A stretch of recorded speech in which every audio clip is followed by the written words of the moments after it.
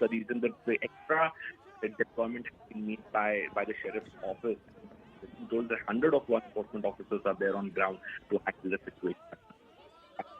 We're learning about a shootout which has taken place in the open at a Sikh temple in Sacramento, California.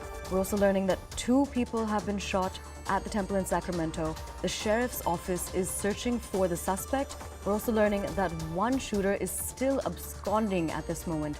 Now, when it comes to law enforcement, there are hundreds of officers on the ground, and the Sikh community was celebrating, and this is also an important point which is coming to light, where Khalistani flags could also be seen at the celebrations. Now, when this shootout took place, 2 victims were taken to a nearby hospital. The person absconding is believed to be an East Indian man in his 20s and 30s, and the police are trying to identify the reason due to which the fight has broken out. We're crossing over to CNN News 18 Siddhant Mishra. Siddhant, tell us more about this horrific shooting. Well, that's right. So more than 100 of law enforcement officers are right now on the ground, and we have been told that heated argument broke out between 3 people from the Sikh community in Sacramento, where this new Gurudwara has been built. The celebration of Sikh community was taking place, and in fact, several anti-India Khalistani supporters, those groups have also participated in this celebration. And after the heated argument, one person opened fire on at the other person.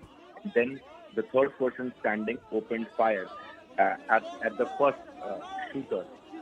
And after which, the chaos could be seen right outside the Gurudwara. Two of these people have been injured. 2 of the injured have been shifted to the hospital. So one person is still at large in responding. The police force is looking for that person. We have been told that this person is an East Indian man in his 20s and 30s. Cops are still trying to identify the reason due to which this fight broke out.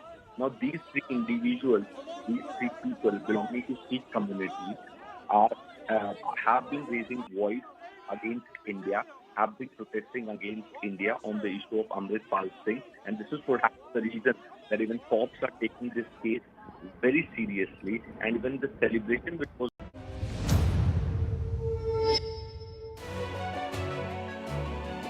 Hello, Namaskar. This is First Post, and you're watching Vantage with me, Palki Sharma.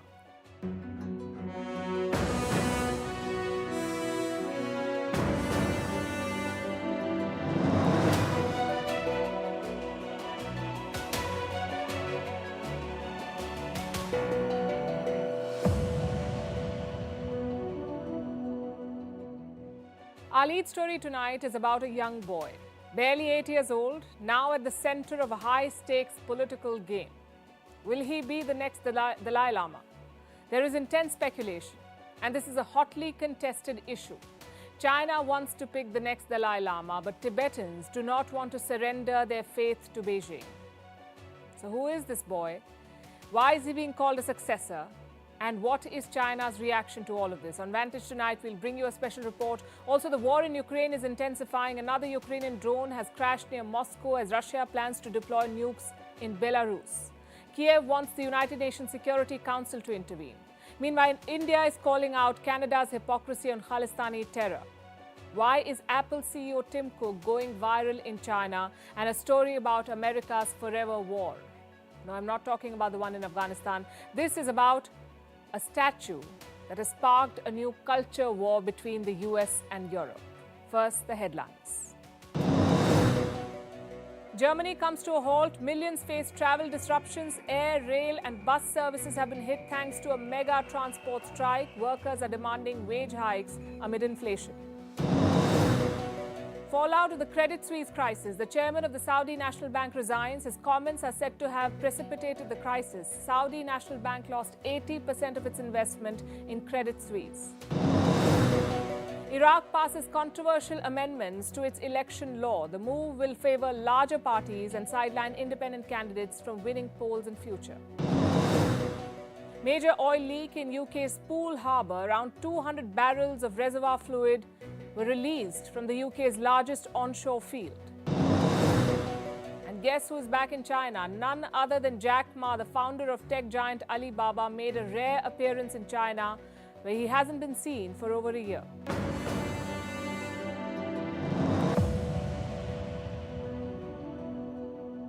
This story begins with a photograph. This photograph. It is giving China sleepless nights. It shows a boy about 8 years of age, wrapped in robes, greeting the Dalai Lama. And this boy is suddenly an international headliner. The world doesn't know very much about him, neither his name nor his whereabouts. But he is in the news. Is he the next Dalai Lama? There is intense speculation. The picture was taken earlier this month. The date has not been confirmed yet. One report says it was clicked on the 8th of March at a religious ceremony in Dharamshala. Dharamshala is the home of the Tibetan government in exile. A ceremony was held here earlier this month. Some 600 Tibetans were in attendance and the Dalai Lama presided over it. Here is how he introduced the boy, and I'm quoting. We have the reincarnation of Khalka Jetsun Dhampa Rinpoche of Mongolia with us today. What does that mean? He says the new Rinpoche of Mongolia. Rinpoche is the third senior-most Lama or spiritual leader of Tibetan Buddhism. And this boy is the head of the faith in Mongolia. At least that's how the Dalai Lama introduced him. So far, there were only rumors about his existence. No one had seen his face, but this ceremony has changed that. And that is why it holds deep significance. For the first time, the boy has been presented to the world. And why is he so special? He is believed to be the 10th reincarnation of Jetsun Dhampa. Jetsun Dhampa is the original spiritual head of Tibetan Buddhism in Mongolia.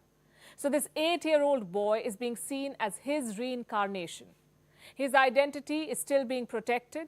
But we do have some details, like the fact that this boy belongs to an influential family. His grandmother is a former member of parliament in Mongolia. His father is a professor of mathematics at the National University of Mongolia. His mother is the chief executive of Monpolymet.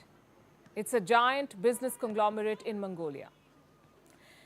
And it has interests in construction and mining. Now, this couple had twins, 2 boys, named Aguidai and Achiltai Altanar.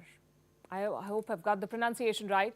Now, one of these 2 boys is the reincarnation of Jetsun Dhampa, the same boy who met the Dalai Lama in that picture. We don't know which one of the twins it is.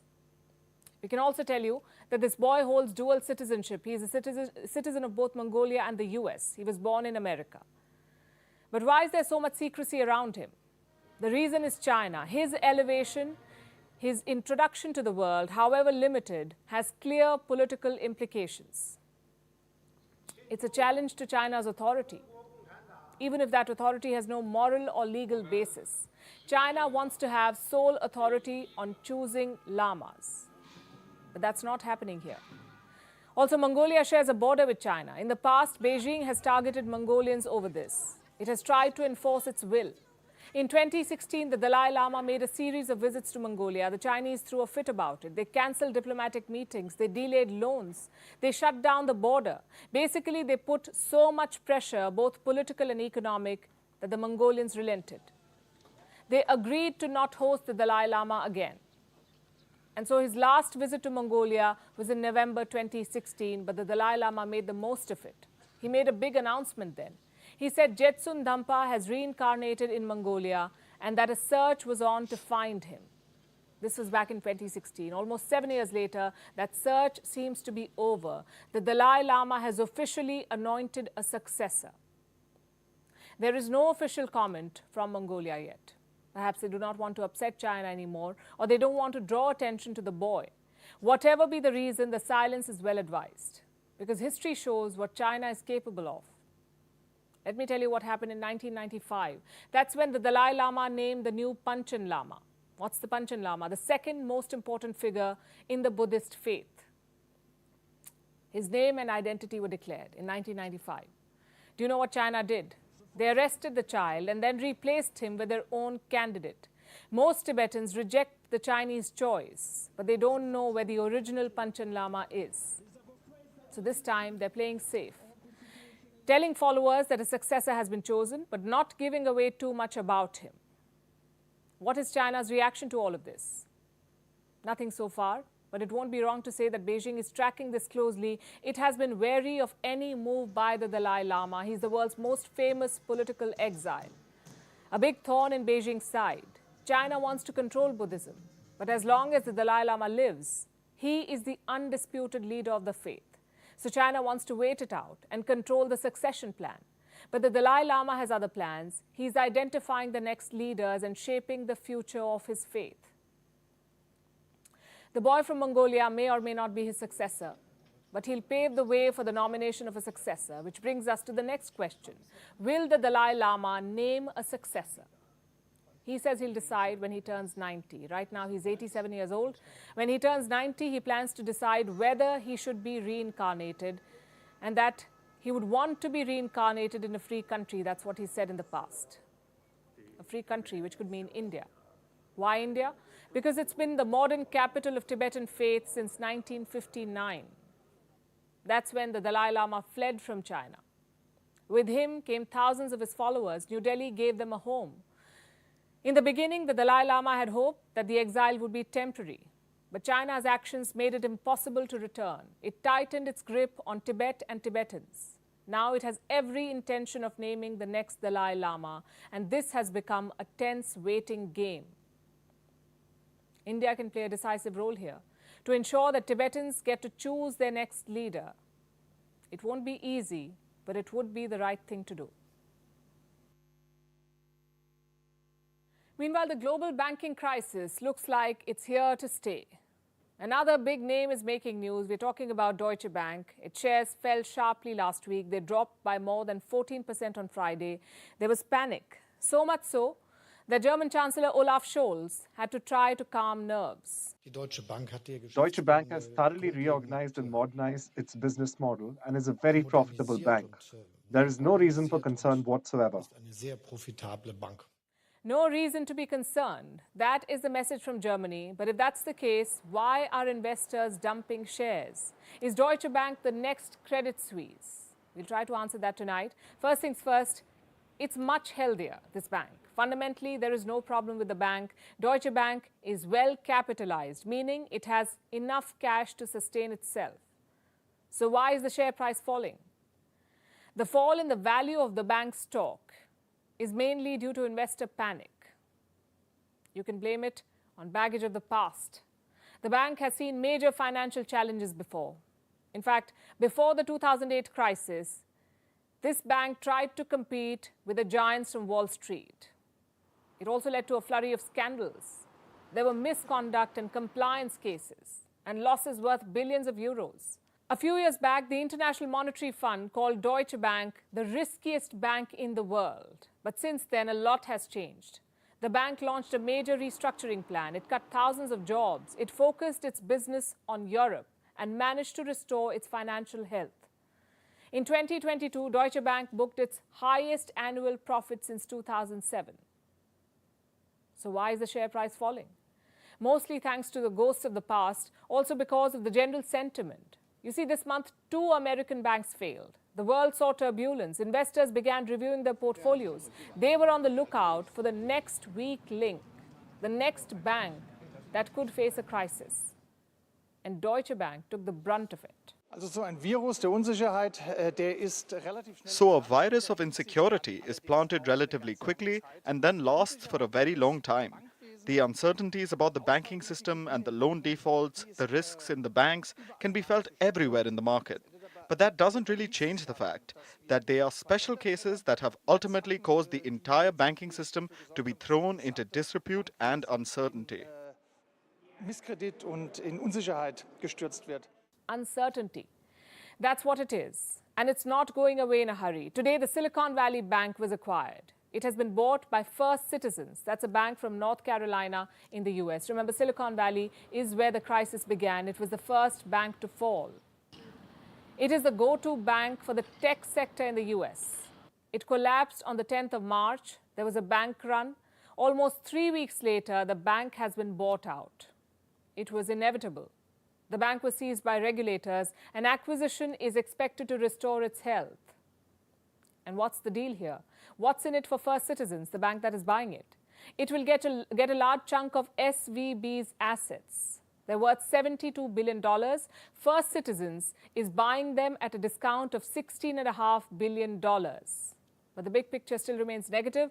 American citizens do not trust banks. This is according to the findings of a new poll. It was conducted by the Associated Press. The poll says only 10% of adults in the U.S. have quote-unquote high confidence in American banks, and 31% hardly have any confidence. The conclusion is this: America needs to do more to regulate its banks. Even though most Americans have at least some confidence in banks, the poll shows a majority say they want to see the U.S. government do more to regulate banks and other financial institutions. And that concern about underregulation is bipartisan. It's a majority of Democrats and half of Republicans who say they want to see the government do more to regulate banks and other institutions. What's happening with American banks is worrying. Even the IMF, the International Monetary Fund, has called for more vigilance. The managing director of the IMF has appointed assessment. She says the global economy faces risks. Rising interest rates put pressure on debts, and this has led to stresses on leading economies. As we have seen in recent developments in the banking sector in some advanced economies. But we also have seen policymakers acting decisively in response to financial stability risks, and we have seen advanced economy central banks enhancing the provision of US dollar liquidity. These actions have eased market stress to some extent, but uncertainty is high, and that underscores the need for vigilance. These comments are stark. The IMF MD has joined other economic leaders in sounding an alarm. Last week, the European Central Bank said the same thing. It said the turmoil in the banking sector will hurt business and growth. Where does all of this leave India? Not in the zone of immediate risk, but at a point where you have to up your guard. India's Finance Minister Nirmala Sitharaman has said that she is reviewing the performance of public sector banks. She has issued specific instructions. She wants banks to undertake quote-unquote regular stress tests. Given the global environment, it's best to be cautious than sorry. Now to the war in Ukraine. Nukes are in the picture again. A Ukrainian drone has been shot down south of Moscow. That's deep inside Russian territory, and Kiev wants the United Nations to intervene. Not sure how it will help, but let's bring you up to speed with the developments one by one, starting with Russia's big announcement. It is planning to station tactical nuclear weapons in Belarus. Russian President Vladimir Putin made this announcement on Saturday, and it's got Ukraine scrambling. The Ukrainian Foreign Ministry has asked for an emergency meeting of the United Nations Security Council. It is asking the world to counter what it calls Russia's nuclear blackmail. I've got the statement from Ukraine with me. This is what it says. Ukraine expects effective measures to counter the Kremlin's nuclear blackmail by the United Kingdom, China, the USA and France in particular as permanent members of the UN Security Council. We demand to immediately convene an extraordinary meeting of the United Nations Security Council for this purpose. If the meeting is called, what will it yield? Nothing more than dramatic sound bites. Remember, Russia too is a permanent member of the Security Council. It has a veto power. So does China. So there won't be a resolution. At best, Ukraine can hope for a public rebuke of Russia. And Putin has already offered a justification. Here's why he says he's placing nukes in Belarus. Belarusian President Alexander Grigorievich Lukashenko has long raised the question of deploying Russian tactical nuclear weapons on the territory of Belarus. There is nothing unusual here either. First, the United States has been doing this for decades. They have long placed their tactical nuclear weapons on the territory of the allied countries, NATO countries in Europe. We agreed that we would do the same without violating our obligations. I'd like to emphasize this, without violating our international obligations on the non-proliferation of nuclear weapons. We do not transfer nuclear weapons, and the United States does not transfer nuclear weapons to its allies. We are doing what they have been doing for decades, stationing them in certain allied countries, preparing the launch platforms and training their crews. We are going to do the same thing. This is exactly what Alexander Grigorievich Lukashenko asked for. Putin may have a valid point. For years, Russia has proudly stated that it does not go around placing nuclear weapons in allied nations. That's not something that the US can boast of. And now the change in Russia's policy may be hypocritical, but it has a precedent set by the US.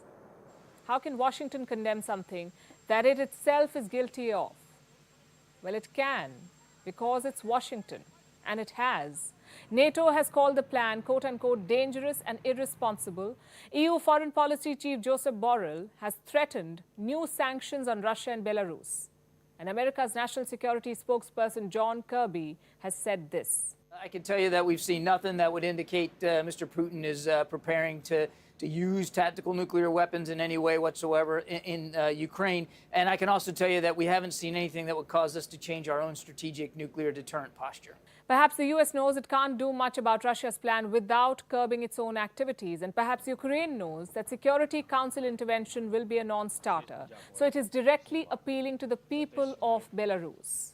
Here's a statement from Ukraine's Foreign Ministry, and I quote, Ukraine appeals to Belarusian society to prevent the fulfillment of the criminal purposes regarding the deployment of nuclear weapons on the territory of Belarus, which will further turn this country into a hostage of the Kremlin. Quick fact. Belarus borders both Ukraine and Russia. Belarusian President Alexander Lukashenko is a close ally of Vladimir Putin. He is unlikely to allow Belarusian society to get in the way of Russia's nuclear plan. And what exactly is that plan? Putin wants to station tactical nuclear weapons in Belarus.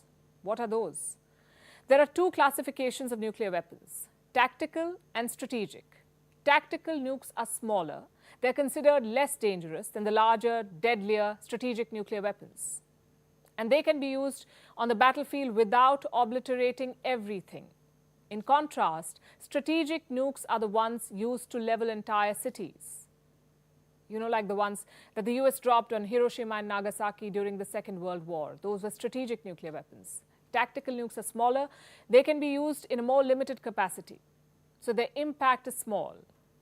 But that doesn't change the fact that they're still nuclear weapons. They're devastating. And placing them in Belarus would be an escalation by Russia. It would be a warning to Ukraine and its Western allies, telling them not to push Russia any further. This escalation comes amid news of another raging battle in the war in Ukraine, the battle for Avdiivka. It's a small city near Donetsk in eastern Ukraine. Last week, Ukraine said it could become a second Bakhmut. Because like with Bakhmut, Russia has been trying to capture Avdiivka by bombing it into submission. Over the weekend, it was on the receiving end of intense shelling. Officials say it's becoming more and more like a place from post-apocalyptic movies, which begs the question, what's the reason behind this sort of devastation? Could Russian bombardment be a retaliation for something? On Sunday, videos like this emerged from a town 220 kilometers south of Moscow. This is deep into Russian territory, some 300 kilometers from Ukraine. This is where a drone crashed. Russia says it was a Ukrainian drone. It lost control and crashed into the town. 3 people were reportedly injured. Remember, Ukraine has always denied allegations that its drones have flown into Russian territory. It has never claimed official responsibility for attacks within Russian borders. But these attacks have been happening off and on, like last week's attack on a Russian base in Crimea. Could Russia be frustrated with these guerrilla-style attacks? Is it reacting by flattening Avdiivka and placing nukes in Belarus? Whatever the reason, the war shows no signs of slowing down, and the world will continue to suffer till a solution is found. Now to our continuing coverage on Khalistani attacks against India. The latest one came in Canada, in the city of Vancouver. It happened on Saturday. The Indian consulate in Vancouver was targeted. Hundreds of protesters showed up. They were demonstrating against some developments in India. Police in India have launched a manhunt. They are cracking down on the network of Amritpal Singh, a fugitive separatist, the new face of the Khalistani movement. The protesters in Canada were sympathizers of this Amritpal Singh, all the way in Canada. And that should tell you something about how this nexus operates. And Canada continues to let it thrive. It wasn't the first such protest, by the way. The Khalistani sympathizers have been targeting the Indian High Commission in Ottawa and Indian consulates around Canada. In some instances, they breached the mission security. Now, India has raised the matter formally. The Canadian High Commissioner in New Delhi was summoned. An explanation was sought. In fact, I had that statement with me. This is what it says. The government of India sought an explanation on how such elements were allowed in the presence of police to breach the security of our diplomatic mission and consulates. It doesn't end there. New Delhi has made some specific demands. It wants Canada to order a crackdown, arrest the separatists and extremist elements, and offer better protection to Indian diplomats and consulates. India has also reminded Canada about its obligations under the Vienna Convention. The expectations are quite clear. Last week, India's External Affairs Minister spelled them out. It is our expectation. As I said, many countries are very casual about it. They have a different view about their own security and a different view about other people's security.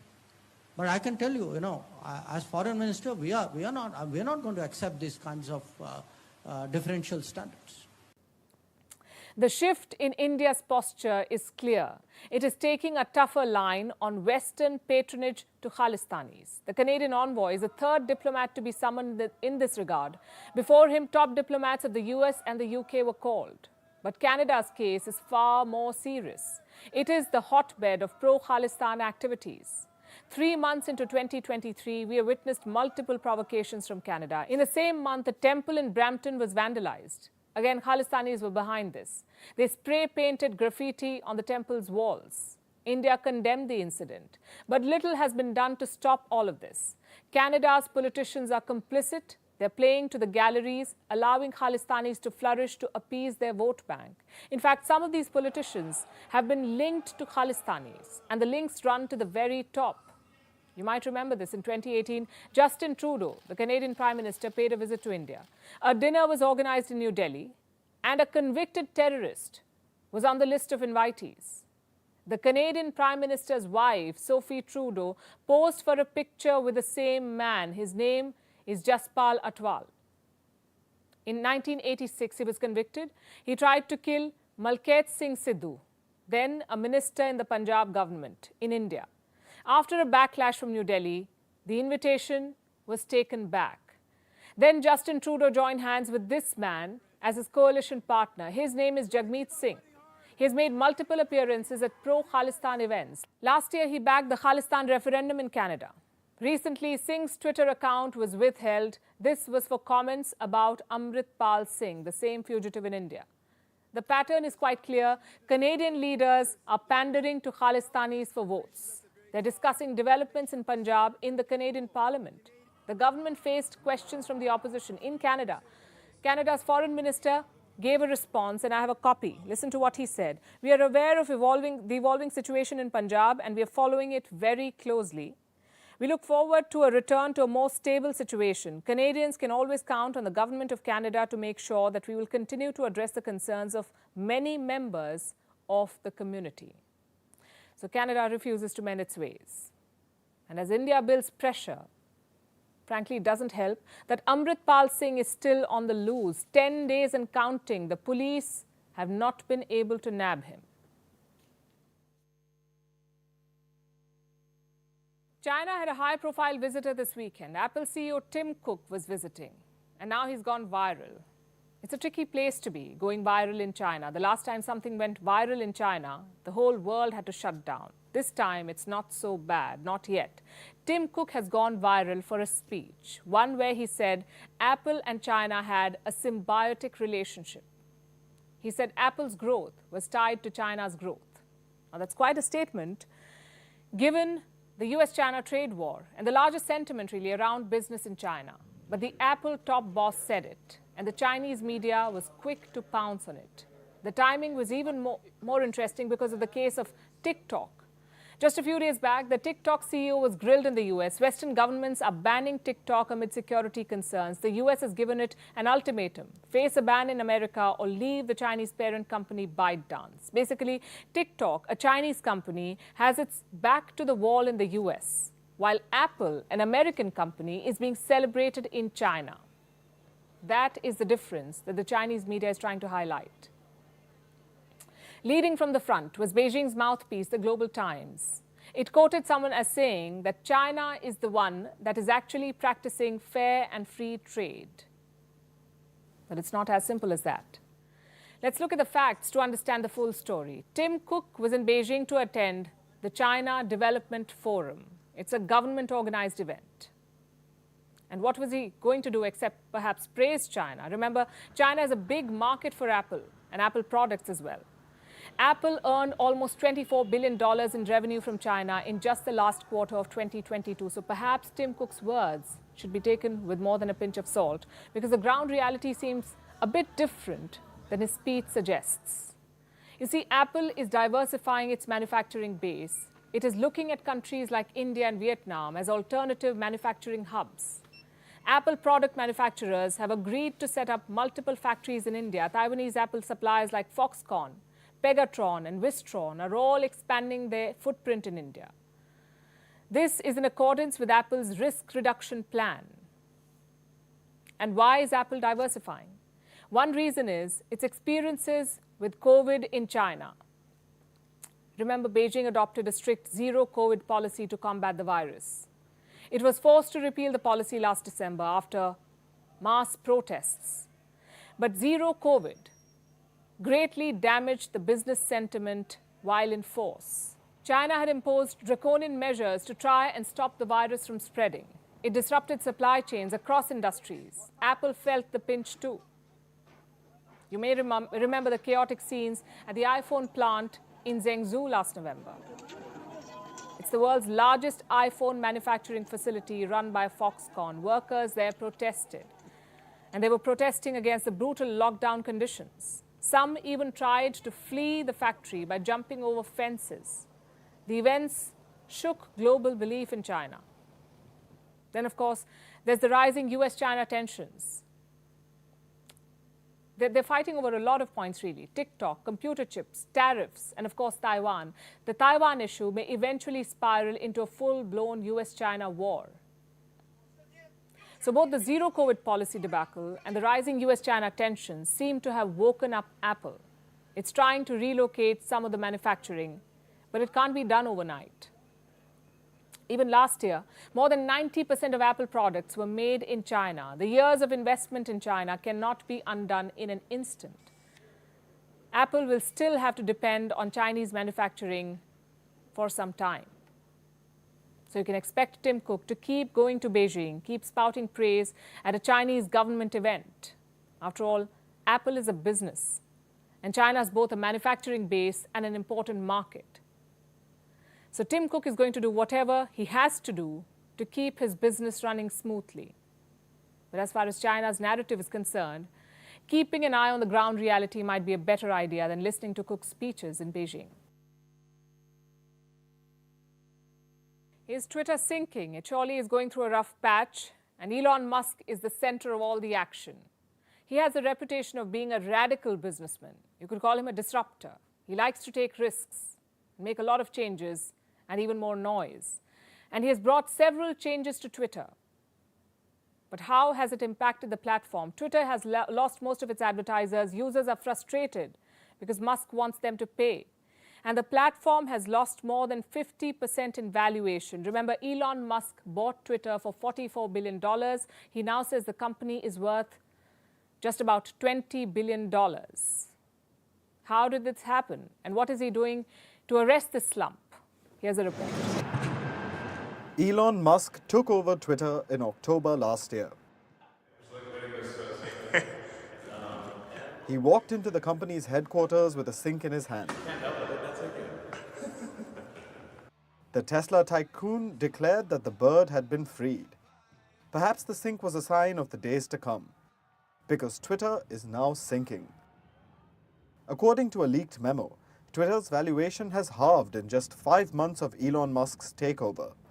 The microblogging platform was worth $44 billion when Musk took over, because that's what he paid to become the company's boss. However, he did say that he was overpaying for the social media platform. In fact, Elon Musk even walked back on the deal, claiming Twitter had misled him.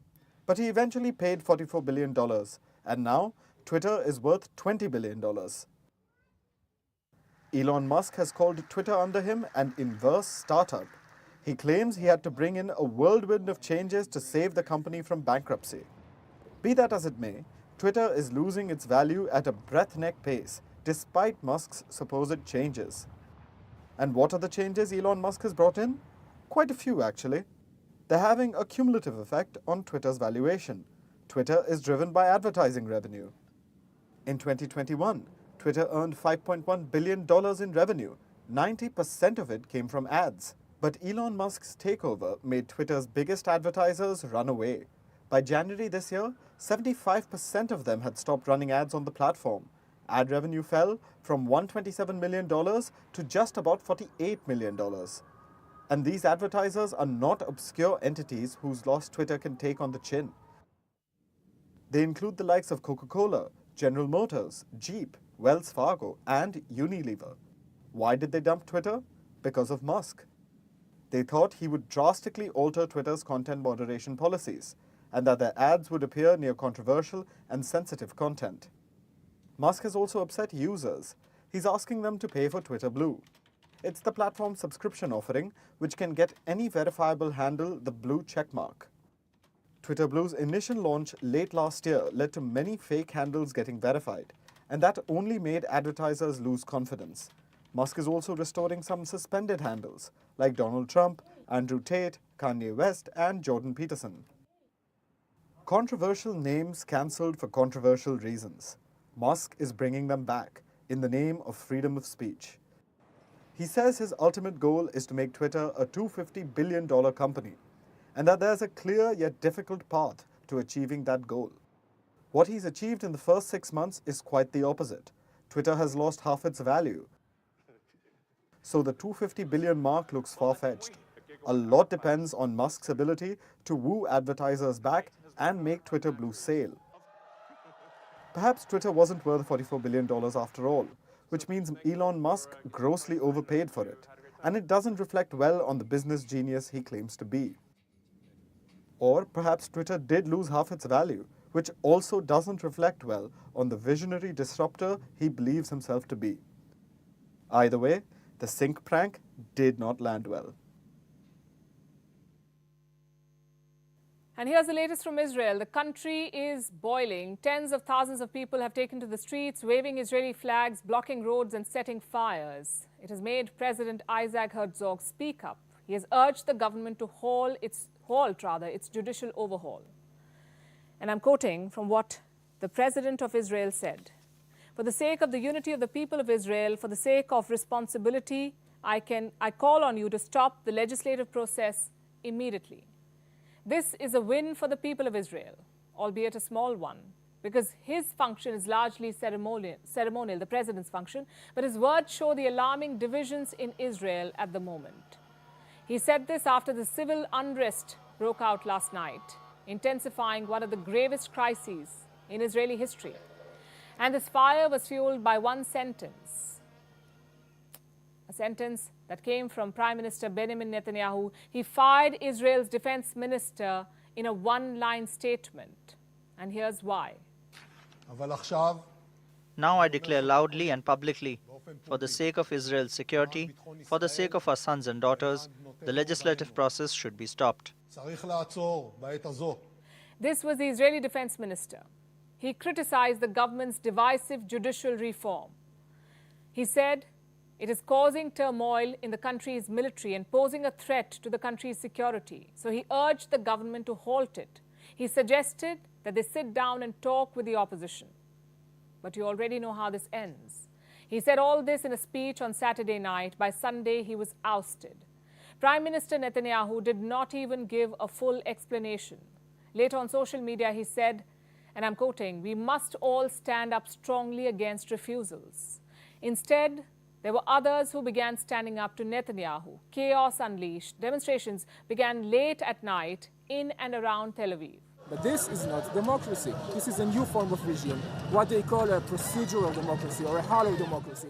The atmosphere is incredible, historic. I don't remember ever witnessing so many emotions. So many people keep coming week after week to protest at night in the rain, and it feels we have reached an incredible climax, and we hope we will succeed. נראה לי שהבנו כולנו ממש היום שהדיקטטורה החלה, ואני ישבתי על הספה בבית כבר עם פיג'מה והרגשתי שאני חייבת לבוא, כי הפיטורים של גלנט הם ממש היו צעד מאוד מאוד חריף, שאני חושבת שלא חשבנו שכבר נגיע אליו בשלב הזה, וזה ממש מפחיד.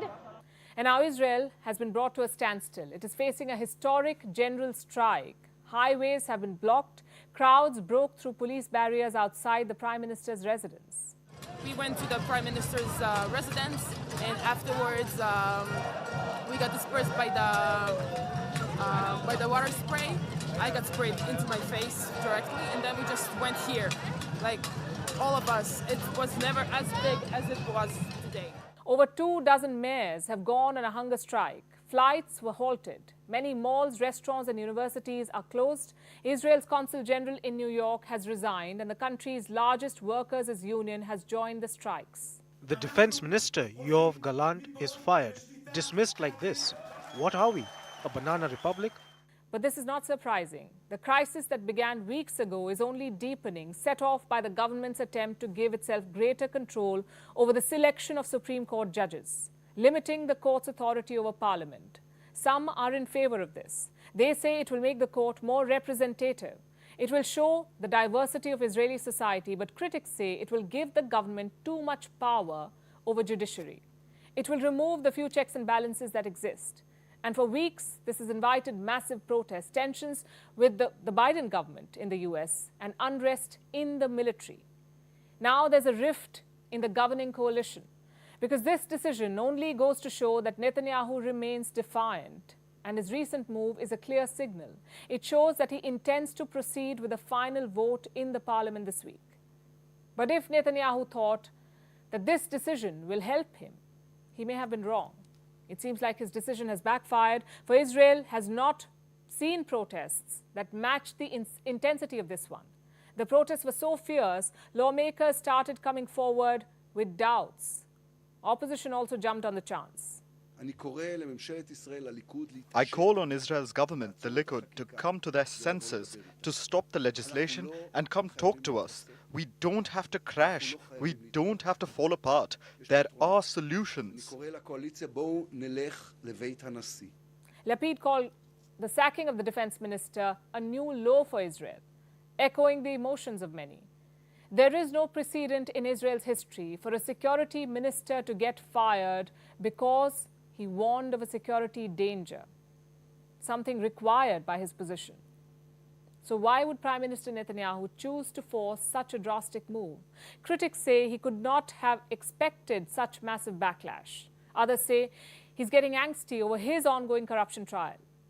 So he wants to push through the changes. And this comes at a time of growing Palestinian insurgency in West Bank. Tensions with Hezbollah, threat of Lebanese militia, and growing tensions over control of the Gaza Strip. But Netanyahu seems undeterred. He has given no indication that he's going to back down, and this could go either way. But one thing is clear. No matter the decision, it would be the most significant of shake-ups in Israel's political history. Tragedy has struck the American state of Mississippi. Powerful storms and a monster of a tornado ripped through the state on Friday. 26 people are dead. Several others are injured, and the danger still lingers. The governor of Mississippi has warned that more severe weather conditions could be on their way to the southern state. Last Friday's tornado was the biggest and the deadliest the state has seen in more than a decade. President Joe Biden has declared a state of emergency. Here's a report. Shock and disbelief. That's what the residents of Mississippi are in. Have a look at these visuals and you'll know why. Storm chasers and meteorologists share the same feeling. Friday's tornado has turned life upside down in Mississippi's worst hit areas. Houses torn apart. Trees uprooted. Trucks overturned. and hundreds of buildings reduced to rubble. To make matters worse, electricity lines were snapped, plunging more than 83,000 homes into darkness. For the worst affected residents, restoring any semblance of normalcy in their lives is going to take time, a lot of time. After all, the tornado was at least 1.2 kilometers wide, that's 3/4 of a mile, and it traveled a distance of 274 kilometers. You can only imagine the scale of devastation. Andre Williams, a resident of Rolling Fork in Mississippi, said the tornado roared overhead for a few moments, but the impact it left has been unprecedented. To hear that roaring for those 5-6 seconds seemed like a lifetime, you know. And I just knew, I just can't describe the feeling of being, I can't get that out of my head. Every 45, 50 minutes, it just come back to me. The tornado may have seemed brief, but it tore through Mississippi for over an hour. Williams's town is among the worst hit areas. Half of all deaths in the state took place in Rolling Fork. Rains and thunderstorms slammed several towns across Mississippi and Alabama well into Sunday. The states were slammed with something known as a supercell storm. This is a rotating storm in which the upper and lower currents of air are separated. Usually, varying temperatures on the ground and haphazard air conditions at greater heights cause these storms. Supercell storms are the least common, but when they do strike, they lead to widespread damage. And the tornado was born out of this already violent storm. There was negligence on the part of the authorities as well. Residents weren't informed about the tornado on time and got just about 20 minutes to either evacuate or brace for what was coming. What made matters worse was the fact that the tornado struck at night, making tracking and detection an issue. Studies show that tornadoes that strike at night are twice as deadly than those that occur during the day. Mississippi is one of the most tornado-prone states in the US. So while this tornado was quite an intense one, it may not be the state's last. Our last story today is about America's truest forever war, their constant battle with culture. And their old foe is back in the picture. We're talking about the Renaissance. It is a period in European history. It began during the 14th century, marking the transition from Middle Ages to modernity. And what an era it was. It saw the growth of intellectual reason. Art and culture flourished during the time, but apparently so did a lot of pornography. At least that's what some aggrieved parents in Florida believe. A classical school in Florida has been making headlines. Their 6th graders attend a Renaissance art class. These are children aged around 12, and they were shown a picture of Michelangelo's iconic sculpture, David. Sounds pretty normal. After all, the statue has inspired generations. It is hailed as a masterpiece, a symbol of the Renaissance, and even strength and independence. It is on display in a museum in Florence in Italy. It helps draw 1.7 million visitors every year, but Michelangelo is apparently too woke for Florida. We know that the purpose of art is to inspire reaction, but in this case, it was exacerbating. The art world has a word for this: drama. One parent called the statue pornographic. Outrage ensued. The school principal was forced out. This may seem completely bonkers to many of you, but this is not new to the charter school. Such reaction is expected. So every year it sends a letter to parents warning them that their children will see a picture of the naked sculpture. The politically correct word for this is trigger warning. Ironic, because this is a controversial term among the right. But this year the school did not send it. The parents were angry, especially 3 of them. The school board decided to sack the principal. It said parental rights are supreme. And this drama is mildly amusing, but only if we don't look at the bigger picture, because this behavior is not restricted to one dysfunctional school. Florida has been seeing a shift, all thanks to its governor, some say, Ron DeSantis. He is on a censorship crusade, and schooling reform is part of his modus operandi. Florida has passed a number of laws. They limit how sexuality, gender, and race are taught in schools. Now a new draft law is underway. It will ban schools from teaching about menstruation before the 6th grade. So you can guess why such action has been amped up. The 2024 election is looming, And it is the battleground of culture wars, especially those in education. Europe is watching in horror and mocking the US. Italian daily publications are featuring satirical cartoons about David. The Florence Museum has invited parents and pupils from the Florida school. This is to help them learn what the statue really stands for. The mayor of Florence has tweeted about it, saying that confusing art with pornography is ridiculous. Well, it is. But we can't help but notice a similarity, too, between the ruling Americans and a former British queen. Queen Victoria was so shocked by David's nudity that she commissioned a fig leaf to cover him. And that's the thing about art. It binds us in mysterious ways across time. And if Michelangelo were here, we know what he would have said. I'll wrap with a quote of his. Why do you send fools to judge my work? And now it's time for Vantage Shots, images that tell the story. Starting with Ukraine, Russia has been trying to capture the city of Bakhmut, but it's not been able to do so. Ukraine has released new footage. It shows how the city has been reduced to rubble after intense fighting. Meanwhile, in Paris, the Louvre is a famous tourist attraction. You know that already.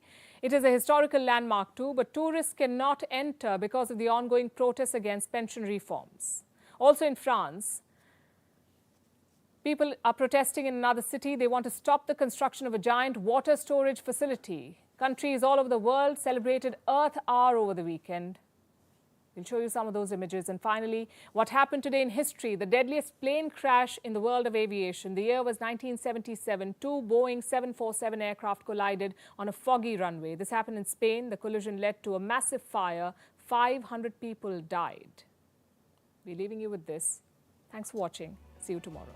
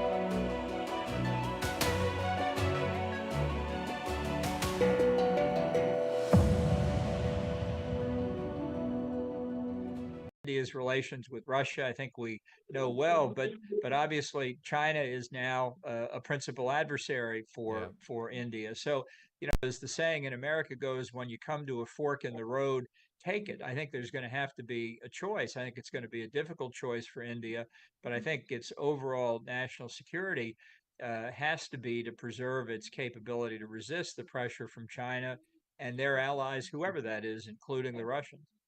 So let's talk about this war. It's been over a year since it started, and seemingly there is no end, at least in the foreseeable future. Neither side, neither Ukraine nor Russia, seems to even want to move towards a ceasefire or some kind of negotiated settlement.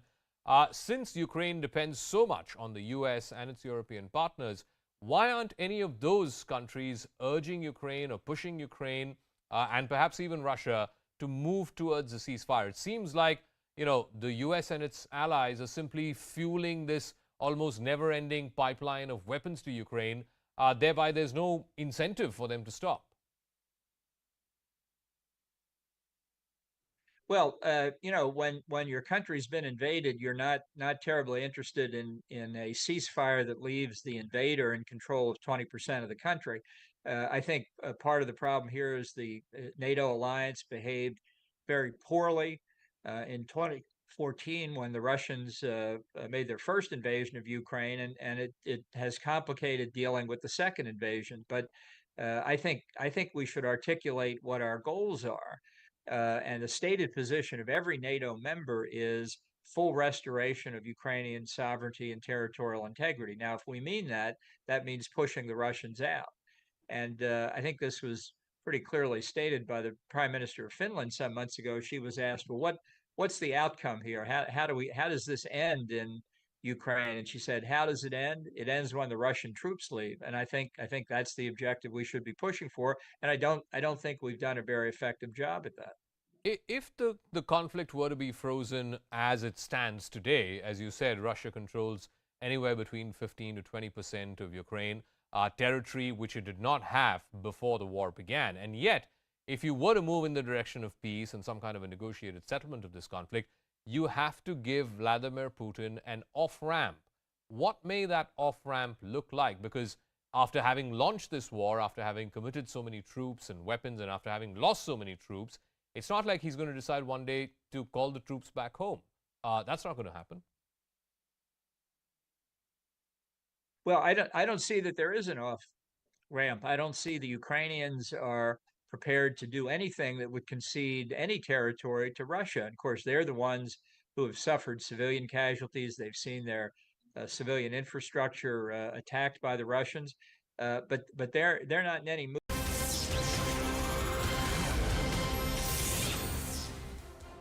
Hello and welcome to CNN News 18 with me, Ayushman Singh John. Well, big breaking news coming in at the top of the bulletin. This is a CNN News 18 mega exclusive, ladies and gentlemen. We have accessed a letter from the Indian Embassy in Kathmandu to the Nepal government. India has informed the Nepal government that fugitive Amritpal Singh is in the country and has requested the Nepalese government to not let him flee the country. India has also informed the Nepal government that he may be carrying fake passports and has requested the Nepal government to keep him inside Nepal and ensure he does not escape. Those details have been shared by the Indian government with the Nepal government. So we have a confirmation from the Indian government that Amritpal Singh is in Nepal. That's the big piece of breaking news that's coming in. I'm joined by my colleague Abhishek Jha, who's getting us this exclusive piece of information. Abhishek, give us the details. So yes, Ayushman, this is the latest information that we are getting. From morning, there was this rumor that Indian Embassy has written to the officials of Nepalese government that Amritpal Singh might be hiding in Nepal. But now we have accessed that letter, which clearly says that this person who is hiding in Nepal escaped to any third country. And this is probably one of the first acknowledgement from the Indian government side that fugitive Amritpal Singh is very well hiding in Nepal and he has crossed Indian borders. So we have seen police officials from several states, they have been chasing around him.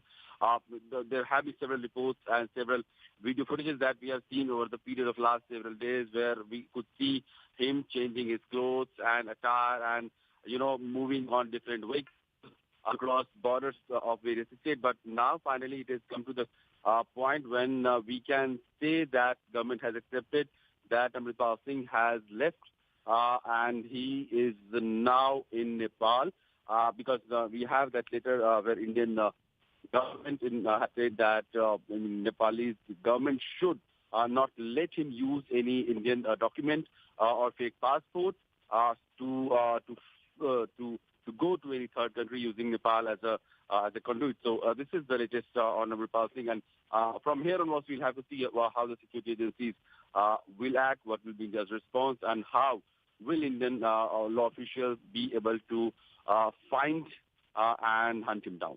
Right, and at the same time, Abhishek, any indication coming in how he was able to cross the border? Because given the way he was traveling, it seems that he may have used a land route to cross the border between India and Nepal. Ayushman, Nepal has been, for a very long time, Nepal has been sort of a safe haven for many small criminals to major, murderers and other sort of criminals also who have, done some activity and crime in India. And because of the porous border that India and Nepal share, and because of the long porous border. I mean, there are several states which share the borders with Nepal, that is from Uttarakhand, Bihar, and so UP.